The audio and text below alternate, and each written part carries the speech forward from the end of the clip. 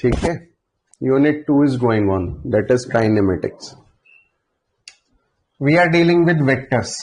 चलिए, वेक्टर्स क्या है बेटा? क्वांटिटी जो है बेसिकली क्वांटिटी, फिजिकल क्वांटिटी क्या होती है? What is the meaning of physical quantity? क्या होती है बेटा फिजिकल क्वांटिटी? द क्वांटिटी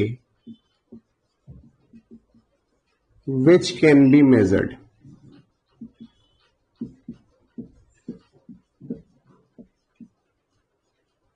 ऐसी क्वांटिटी जिसको आप नाप सकते हो. The quantity which can be measured is known as physical quantity, है ना.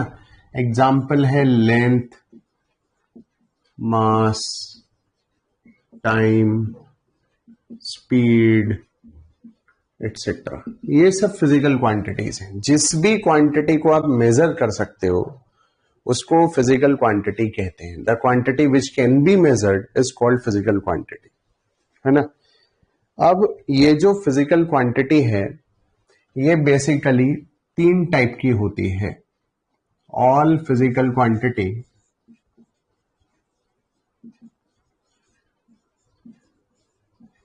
quantities can be classified in 3 groups, 3 categories. 3 group में फिजिकल क्वांटिटी को आप डिवाइड कर सकते हो. जो पहला है, फर्स्ट है ना, वो है बेटा आपको पता है, दैट इज स्केलर. पहला जो ग्रुप है, पहला जो टाइप है फिजिकल क्वांटिटी का, वो क्या है? स्केलर है. What is scalar? जैसे नाम से दिखाई दे रहा है scale, the quantity which having magnitude only. ऐसी क्वांटिटी जिसमें केवल मैग्नीट्यूड है ना. The quantity which having magnitude only. और second property, the quantity which does not have any direction और फिक्स डायरेक्शन. ऐसी क्वांटिटी जिसमें या तो डायरेक्शन नहीं होती या डायरेक्शन फिक्स होती है ना. स्केलर क्वांटिटी कौन सी होती है? स्केलर क्वांटिटी वो क्वांटिटी होती है जिसमें नंबर 1 केवल मैग्नीट्यूड हो, नंबर 2 जिसमें कोई डायरेक्शन ना हो या फिक्स डायरेक्शन हो. That quantity is called scalar quantity. और third, that quantity which obey algebraic sum or sum with sign or scalar sum.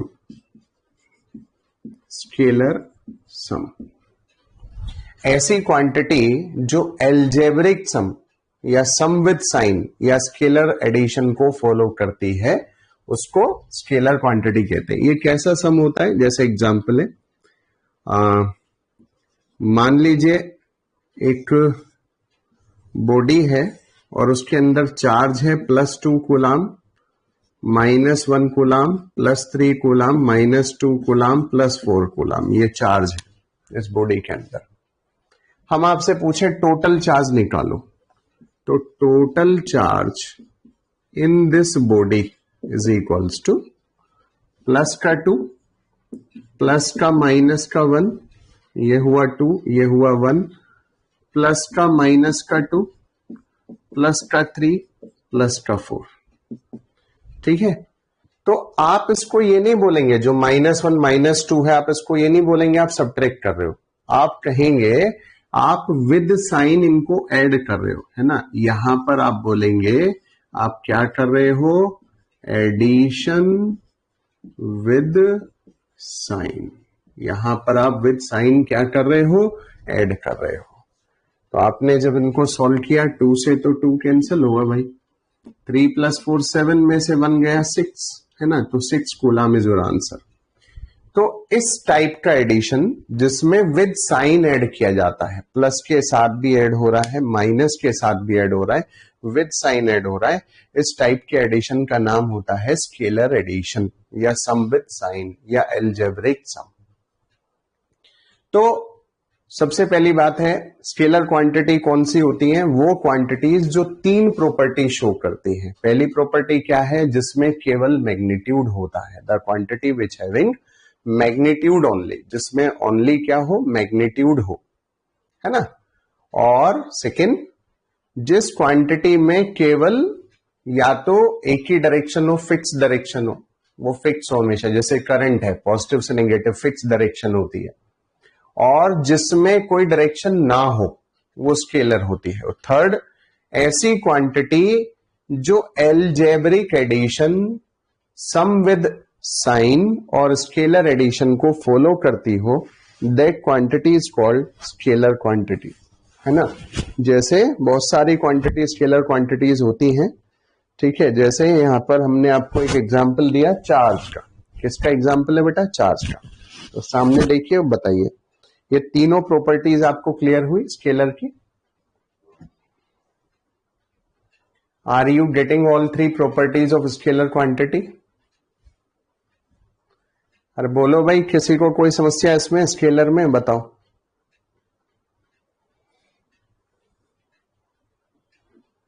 ठीक है, चलिए। अब सेकेंड क्वांटिटी कौन सी होती है, पहली तो स्केलर हो गई, दूसरी क्वांटिटी कौन सी होती है भैया, दूसरी क्वांटिटी होती है वेक्टर क्वांटिटी।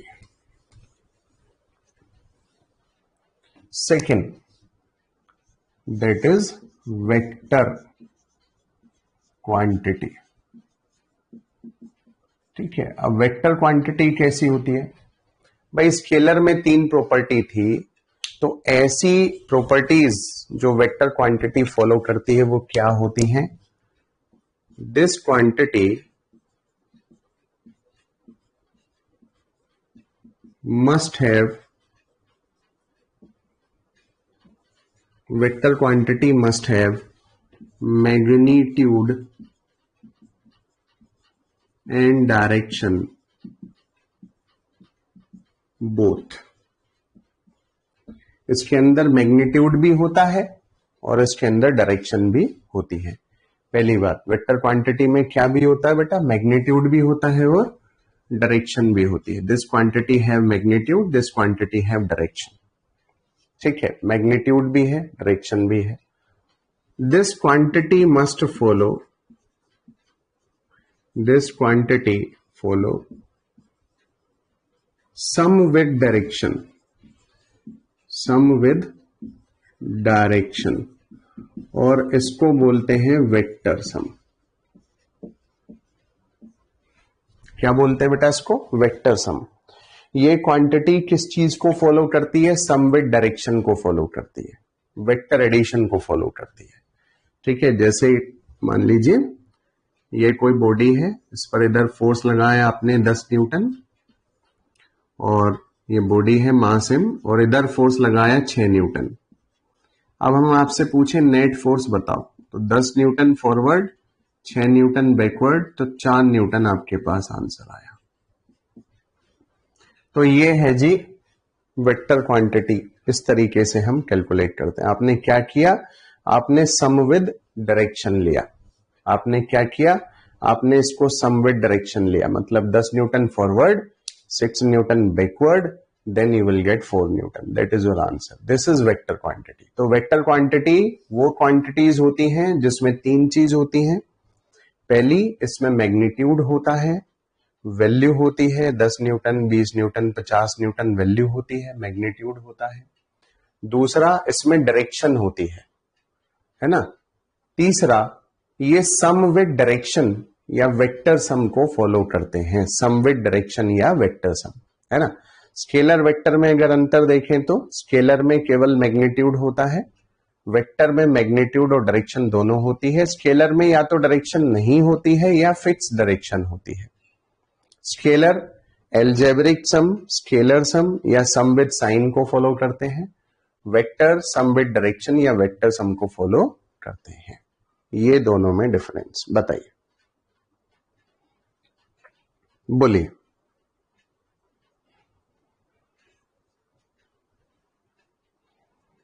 बोलो भाई।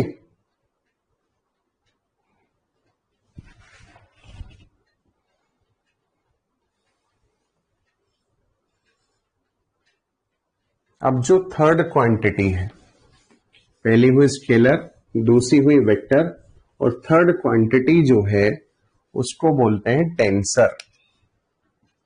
Tensor, TENSOR, the quantity which is neither scalar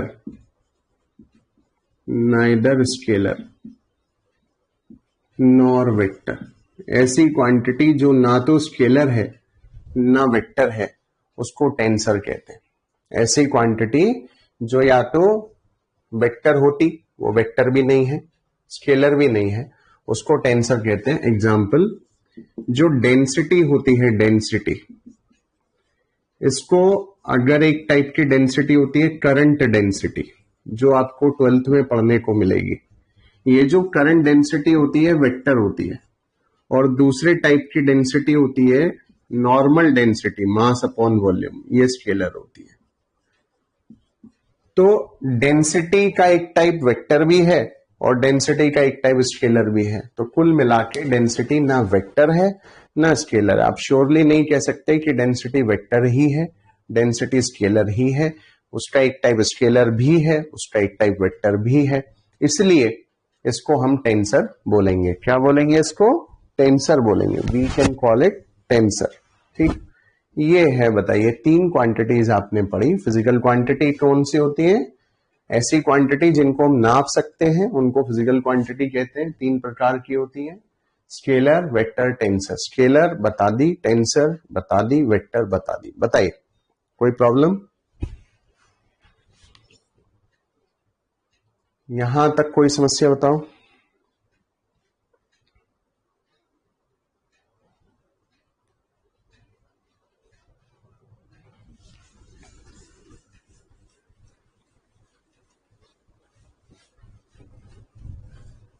अब बात हो गई वेक्टर क्वांटिटी क्या होती है, टेंसर क्या होती है, स्केलर क्या होती है, सब चीजों की, है ना।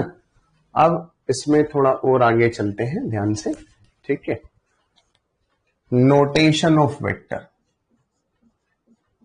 नोटेशन ऑफ वेक्टर, है ना। वेक्टर कैसे डिनोट किया जाता है? Vector can be shown by an arrow. Vector can be shown by an arrow. Vector एक एरो से रिप्रेजेंट होता है। ये है जी arrow. Vector can be shown by an arrow. ये एरो है। ये क्या है? टेल है। ये क्या है? हेड है। और length of arrow is equals to magnitude of vector. Length of arrow क्या किसके बराबर होता है? मैग्नीट्यूड ऑफ वेक्टर के बराबर होता है। Length of vector is equals to magnitude of vector, है ना। तो vector can be shown by an arrow, और ये एरो इस तरह से रिप्रेजेंट होता है। ये पीछे का जो पोर्शन है इसको टेल बोलते हैं, जो आगे का पोर्शन है इसको हेड बोलते हैं। और जो लेंथ ऑफ एरो है, जो इस एरो की जो लंबाई है, वो मैग्नीट्यूड ऑफ वेक्टर को शो करती है। Length of arrow is equals to magnitude of vector, ठीक है। Vector can be shown by symbols. Vector किससे रिप्रेजेंट होता है? सिंबल से। जैसे ये ए है, इसके ऊपर एरो लगाओ तो इसका नाम होता है वेक्टर ए। और ए जो है इसको बोल्ड बनाओ, वेक्टर ए, और ए के नीचे बाल लगा दो। ये यूरोपियन सिंबल है, इट इज यूरोपियन सिंबल, इसको इस्तेमाल नहीं किया जाता। ठीक है, ए के ऊपर एरो लगा दो, वेक्टर ए को बोल्ड बना दो, या ए के नीचे बाल लगा दो, है ना। ये वेक्टर का नोटेशन है। 3 टाइप से वेक्टर शो होता है, ए के ऊपर वेक्टर, बोल्ड ए, और ए के नीचे बार। ये आपको स्टैंडर्ड जो किताबें हैं, यूरोपियन जो बुक हैं, या हायर क्लास में जब आप बीटेक वगैरह में पढ़ेंगे कोई यूरोपियन बुक, तो उसमें देखने को मिलेगा। ज्यादातर हम ए के ऊपर एरो ही लगाते हैं और इसको वेक्टर ए बोलते हैं। ठीक है, ये ऐसे है। Vector can be shown by an arrow. Arrow का जो बैक वाला पार्ट है that is known as tail, जो फ्रंट वाला पार्ट है that is known as head. ठीक है, और length of arrow gives you the magnitude of vector. बताइए,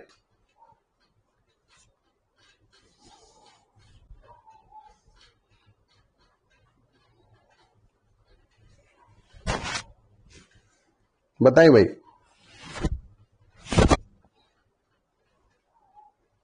कोई परेशानी?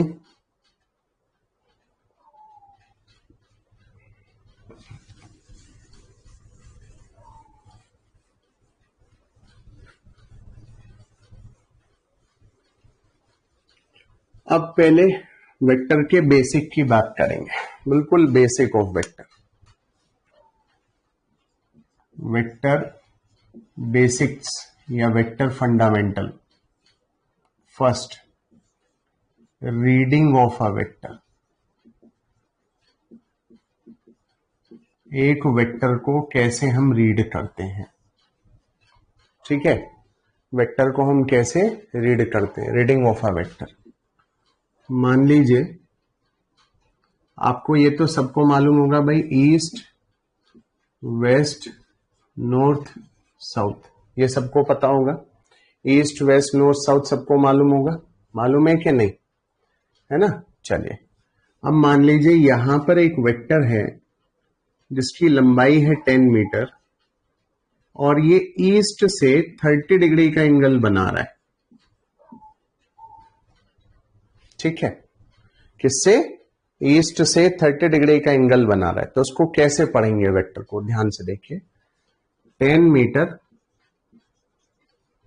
है ना, 10 मीटर नॉर्थ ऑफ ईस्ट, ऐसे। ठीक, लंबाई कितनी है? 10 मीटर है। कौन सी क्वांटिटी के बीच में है? नॉर्थ और ईस्ट के बीच में है। और एंगल किससे बना रहा है? ईस्ट से बना रहा है। तो जिससे एंगल बनाते हैं उसके साथ ऑफ लिखते हैं, नॉर्थ ऑफ ईस्ट, है ना। अब जैसे एक और समझिए, मान लीजिए यहां पर ये वेक्टर है, east, north, west, south, 5 metre,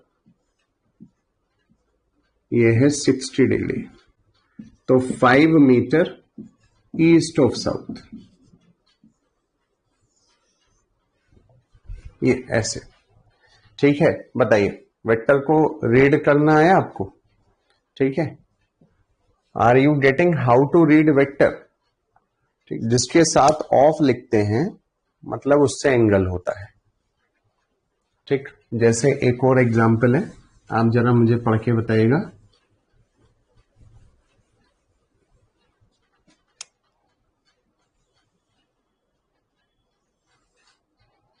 north, south, east, waste.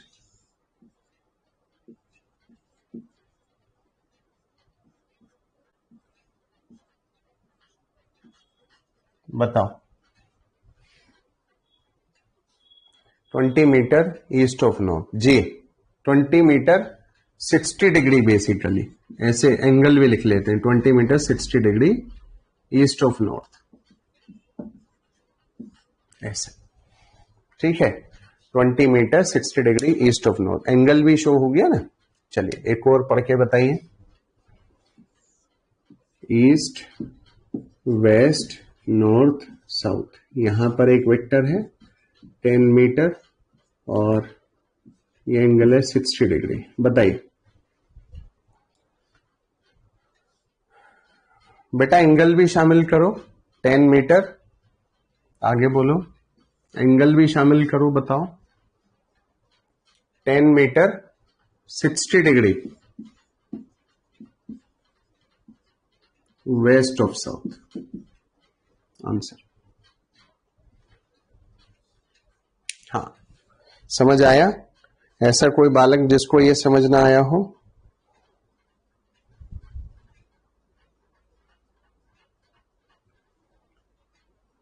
Are you getting? जी ठीक है, बिल्कुल। यह है रीडिंग ऑफ वेक्टर। चलिए, अरे समझ आया? बताओ।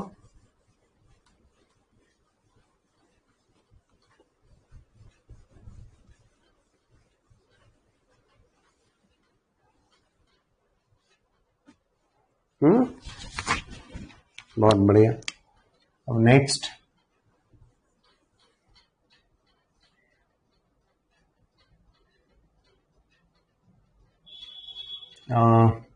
एंगल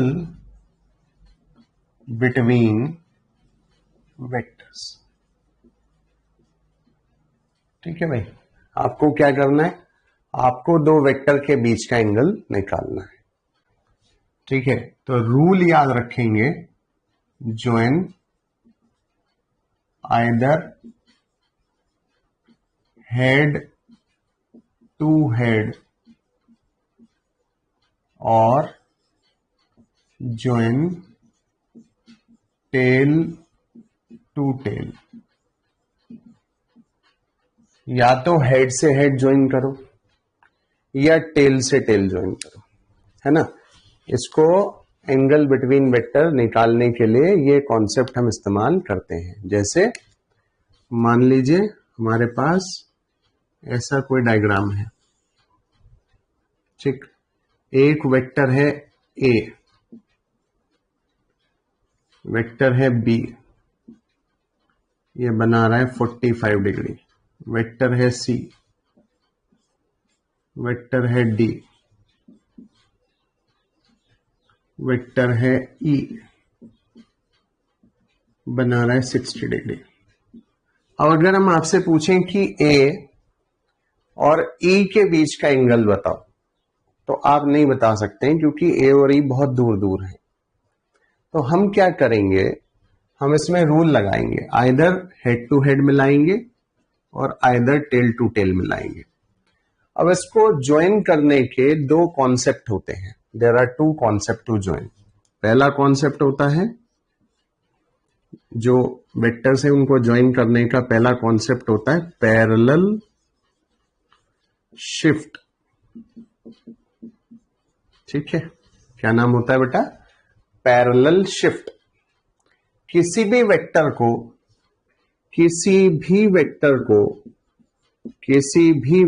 को बिना डायरेक्शन, किसी भी वेक्टर को without direction and without magnitude, किसी भी वेक्टर को without direction and without magnitude change किए, without direction and without magnitude change किए कहीं भी शिफ्ट किया जा सकता है, कहीं भी शिफ्ट किया जा सकता है, किया जा सकता है। इसको पैरेलल शिफ्ट कहते हैं। मान लीजिए ये वेक्टर यहां रखा है, इसको मैं एज इट इज बिना डायरेक्शन बिना मैग्नीट्यूड चेंज किए यहां रख दूं, यहां रख दूं, यहां रख दूं, यहां रख दूं, यहां रख दूं, यहां रख दूं, यहां रख दूं, यहां रख दूं, यहां रख दूं। कंडीशन क्या होनी चाहिए? ना तो डायरेक्शन बदलनी है और ना मैग्नीट्यूड बदलना है। तो जब आप इसको शिफ्ट करेंगे तो उसको बोलेंगे पैरेलल शिफ्ट। क्या बोलेंगे बेटा? इसको पैरेलल शिफ्ट बोलेंगे, है ना। एक तो ये हुआ। एक दूसरा होता है आफ्टर 360 डिग्री रोटेशन, मान लीजिए किसी भी वेक्टर को आप 360 डिग्री घुमा दो, अब ये वेक्टर है, इसको 360 डिग्री घुमा दो तो वापस यहीं आ जाएगा. After 360 degree rotation vector again become same. 360 degree rotation के बाद जो वेक्टर है वो दोबारा से वही वेक्टर बन जाता है, सेम हो जाता है ना, वही वेक्टर बन जाता है, सेम वेक्टर बन जाता है ना. तो ये दो टाइप की शिफ्टिंग यहां पर होती है. बेटा एंगल बिटवीन वेक्टर तो समझाया ही नहीं उदित, अब समझाएंगे. एंगल बिटवीन वेक्टर समझाने के लिए कॉन्सेप्ट पढ़ा रहे हैं. अभी कहां समझाया एंगल बिटवीन वेक्टर मिस्टर उदित? अभी ध्यान से सुने, पहले कॉन्सेप्ट जो पढ़ाए हैं ये भैया, ये पहले ये कॉन्सेप्ट पढ़ाए हैं, ये यहां पे इस्तेमाल करेंगे तब एंगल बिटवीन वेक्टर आएगा. बेटा ध्यान से सुनो पेशेंस के साथ, है ना, इतनी तेज थोड़ी ना चलता है कॉन्सेप्ट, आराम से बिल्कुल ध्यान से. ठीक है. पैरेलल शिफ्ट, किसी भी वेक्टर को बिना डायरेक्शन और बिना मैग्नीट्यूड चेंज किए कहीं भी ले जाया जा सकता है, इसको बोलते हैं पैरेलल शिफ्ट. और एक वेक्टर को अगर 360 डिग्री रोटेट करा दूं तो वेक्टर दोबारा से वही बन जाता है जैसे था. अब इस डायग्राम को दोबारा ड्रॉ करना है, देखिएगा. ए तो बनाया ऐसा, ये ए है, ए. बी यहां पर लेकर आए, सब वेक्टर्स को ओरिजिन पर ले आए. हमको टेल से टेल मिलाना है ना, तो टेल से टेल मिलाने के लिए सारे वेक्टर को उठा के, बी को उठा के ओरिजिन पे ले आए. तो बी को ओरिजिन पे ले आए तो कितना एंगल 45 डिग्री है ना. सी को भी यहां ले आए, ये सी हुआ. डी को भी यहां ले आए ओरिजिन पर, ये डी हुआ. ई को भी यहां ले आए तो ये ई हुआ. और ई का जो एंगल है वो 60 डिग्री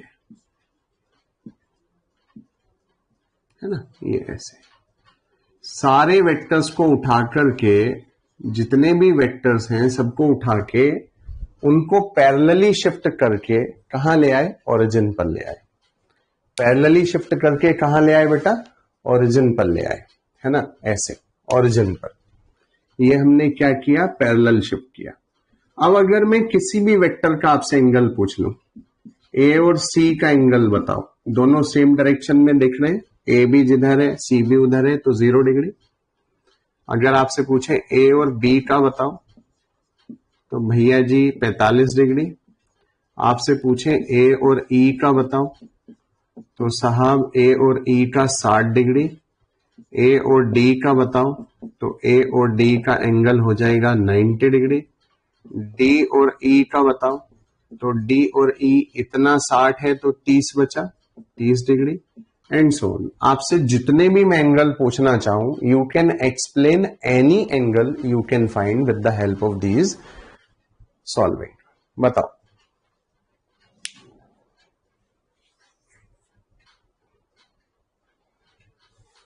समझ नहीं आया?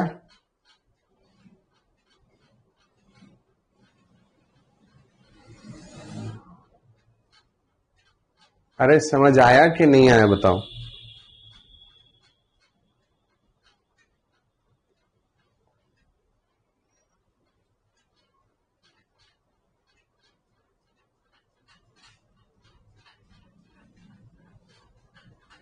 जी,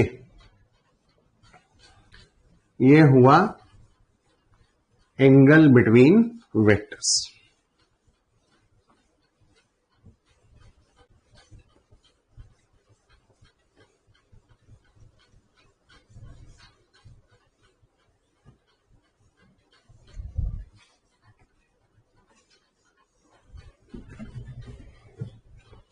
ठीक है.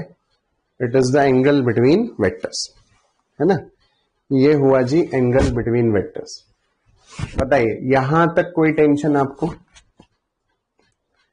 Till there any problem?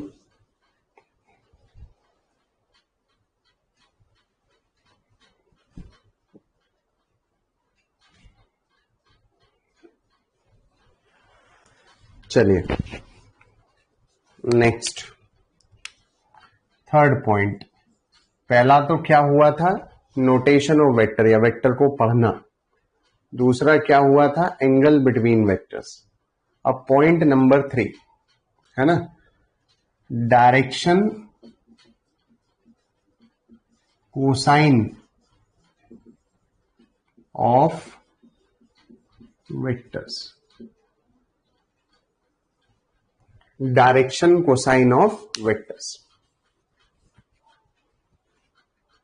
भैया 360 डिग्री वाले पॉइंट का आपसे पूछ लेते हैं कि बताइए एक वेक्टर को 360 डिग्री रोटेट कराया तो वो वेक्टर पर क्या इफेक्ट पड़ेगा। सेम हो जाता है वो वेक्टर, ठीक है। 360 डिग्री रोटेट कराने के बाद वेक्टर दोबारा से वैसा ही बन जाता है जैसा है। डायरेक्शन कोसाइन ऑफ वेक्टर, मान लीजिए कोई एक वेक्टर है, ये 3 एक्सिस हैं, एक्स वाई Z,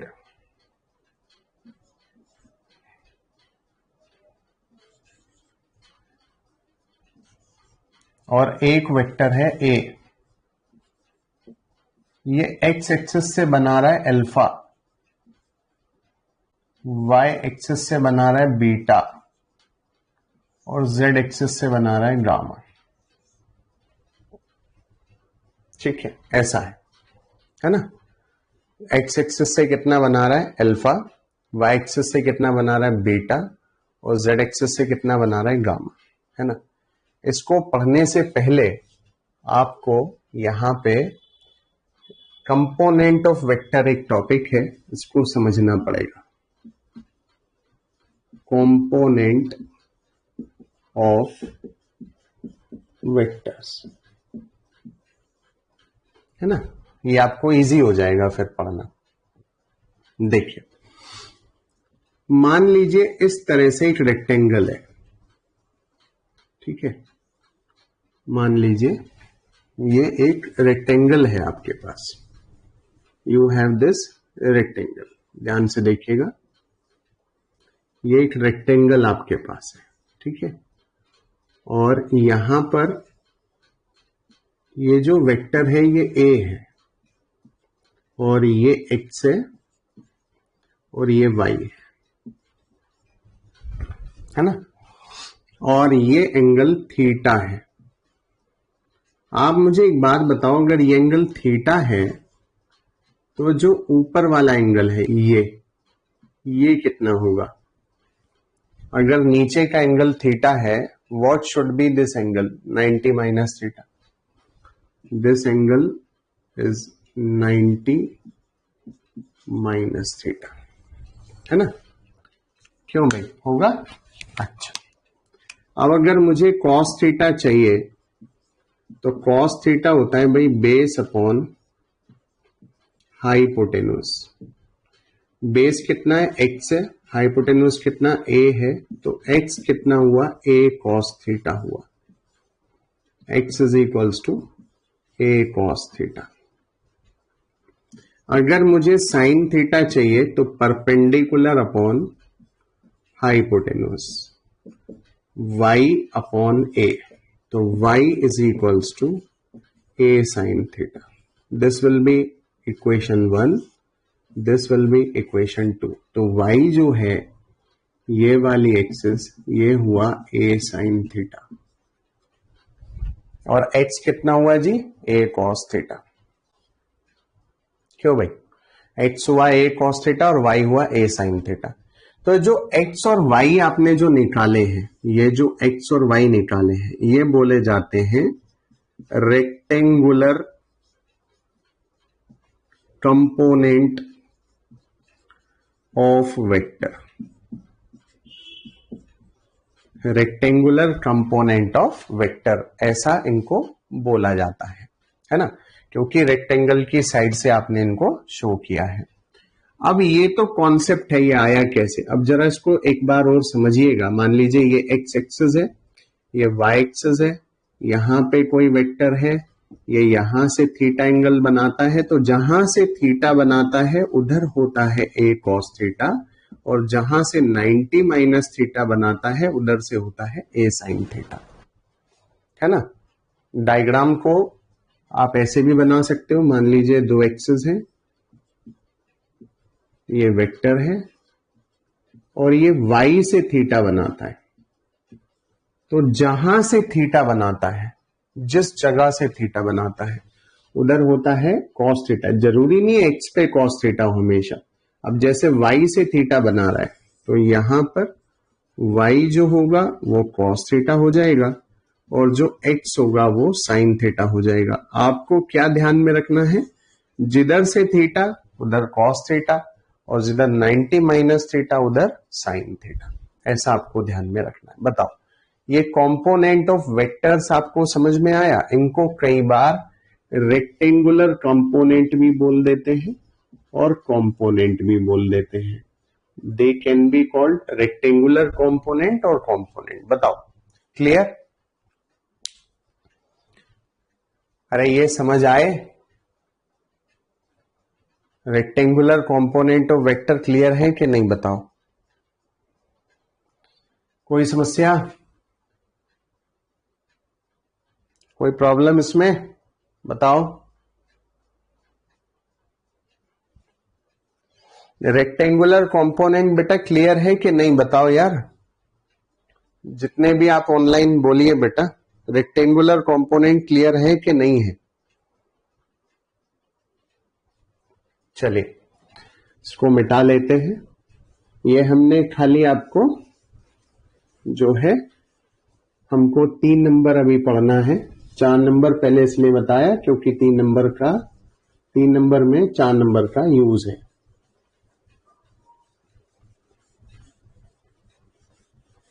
चलिए 3 नंबर क्या है? डायरेक्शन कोसाइन है।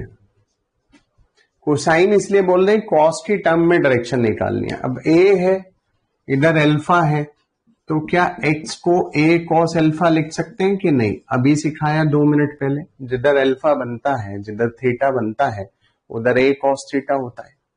तो a जिधर अल्फा बना रहा है उधर a cos अल्फा लिख सकते हैं कि नहीं लिख सकते हैं? बताओ। अरे जिधर अल्फा बना रहा है उधर a cos अल्फा लिख सकते हैं कि नहीं लिख सकते हैं? बताओ।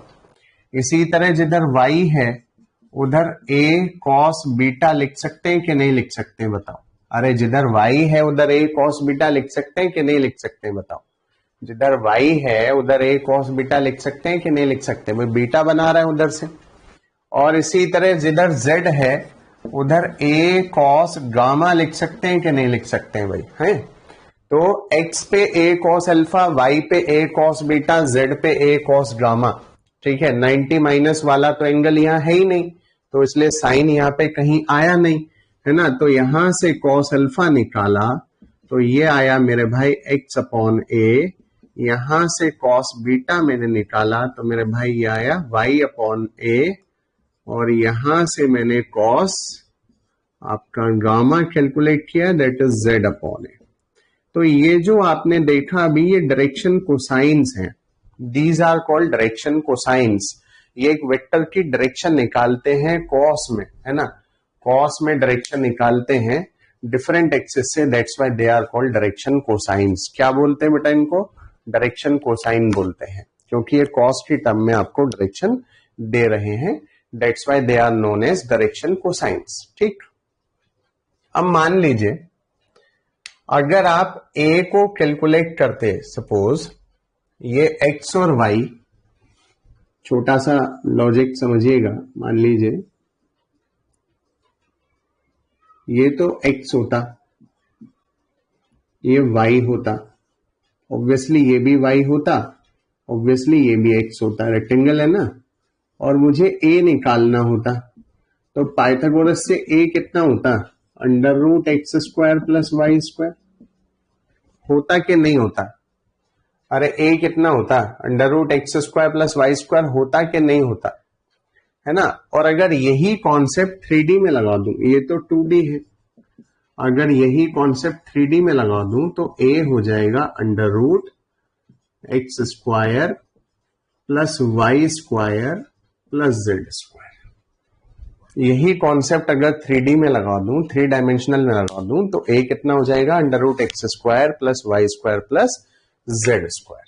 अब जरा इन सबको ऐड करो, तो cos square alpha plus cos square beta plus cos square gamma is equals to, सबका स्क्वायर किया मैंने, तो ये हुआ x square upon a square, y square upon a square, z square upon a square.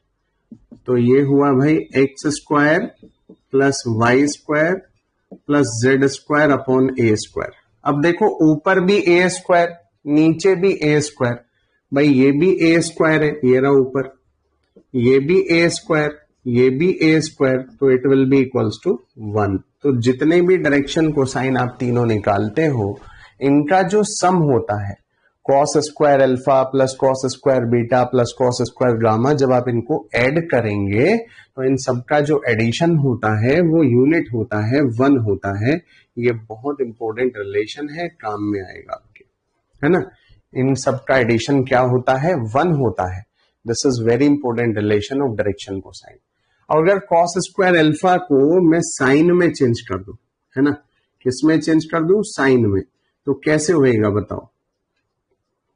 अरे कैसे होएगा भाई, cos square alpha cos square beta cos square gamma, अभी आपने देखा अल्फा बीटा गामा ये 1 है, साइन में बदलो तो 1 minus sine square alpha 1 minus sine square beta 1 minus sine square gamma equals to 1।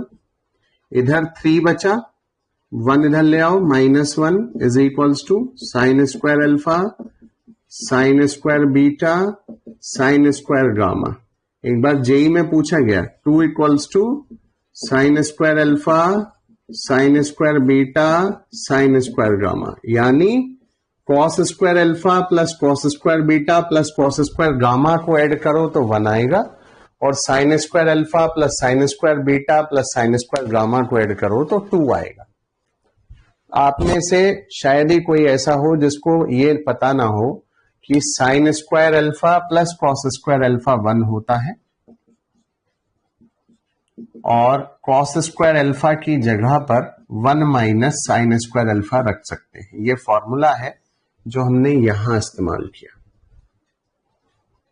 बताइए, डायरेक्शन कोसाइन का जो टॉपिक सामने लिखा है इसमें कोई दिक्कत?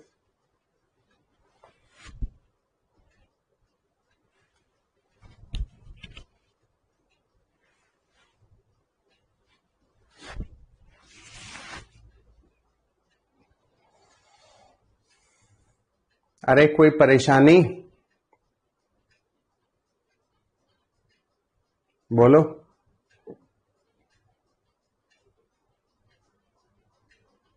कोई भी समस्या तो बताओ।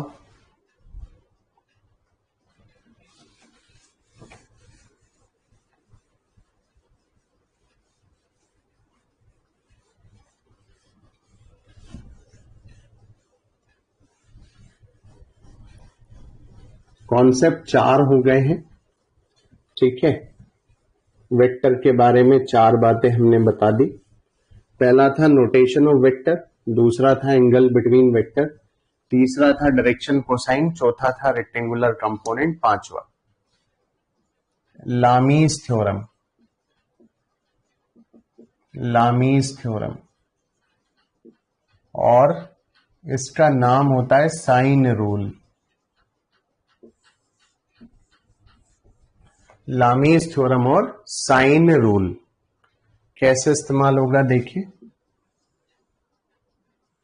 मान लीजिए 3 फोर्स हैं, ये F1 ये F2 ये F3।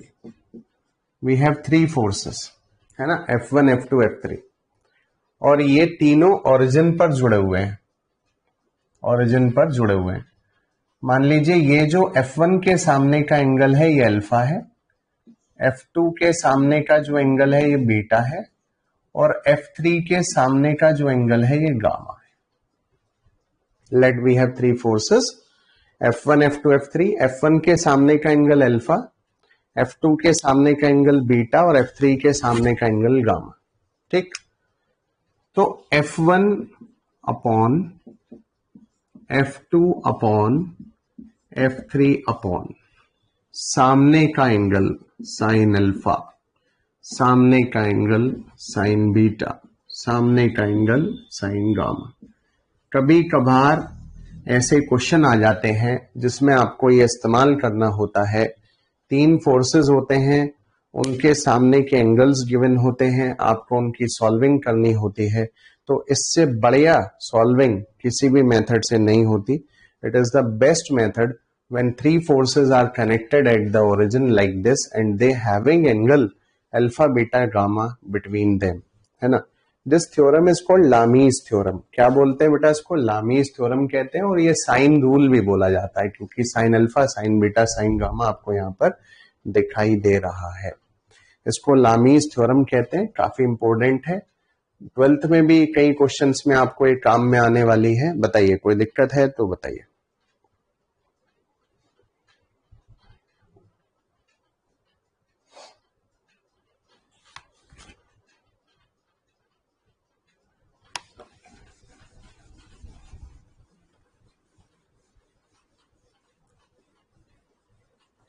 एक बार देख लीजिए, आपने जो नोट्स बनाए अभी उसमें कोई समस्या?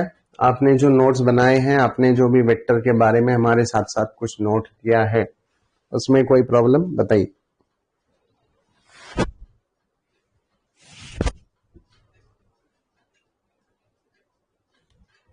बोलिए।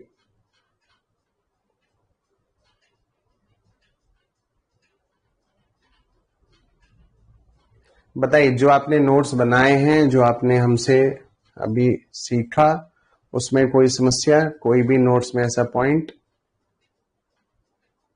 बेटा उदित भाई, इसका प्रूफ करने की आवश्यकता नहीं है दोस्त। बहुत सारी ऐसी चीजें होती हैं जिनके डेरिवेशन की रिक्वायरमेंट नहीं होती।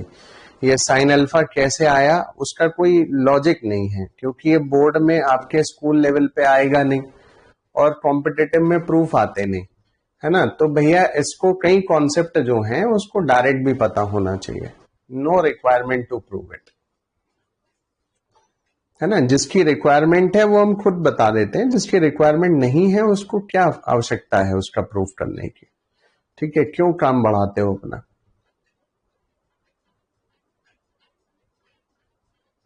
Theta equals to cos and 90 minus, हाँ जी बिल्कुल यही है, सही है आदर्श, बिल्कुल ठीक है। 90 minus theta equals to sine. Basically दोनों तरफ होता कॉस ही आदर्श। जिधर थीटा होता है उधर कॉस थीटा, जिधर 90 माइनस थीटा होता है उधर कॉस 90 माइनस थीटा, और वो कॉस 90 माइनस थीटा आदर्श साइन थीटा बन जाता है। होता दोनों तरफ कॉस ही है, लेकिन जिनकी सॉल्विंग कमजोर होती है उनको ऐसे बताना पड़ता है कि जिधर थीटा उधर कॉस थीटा, जिधर 90 माइनस थीटा उधर साइन थीटा। होता दोनों तरफ कॉस ही है ना। कॉस थीटा ही नीचे होता है, कॉस 90 माइनस थीटा ही ऊपर होता है। जो कॉस 90 माइनस थीटा होता है वो साइन थीटा बन जाता है। ये कोई क्वेश्चन बताओ? जितना वेक्टर में समझा इतना क्लियर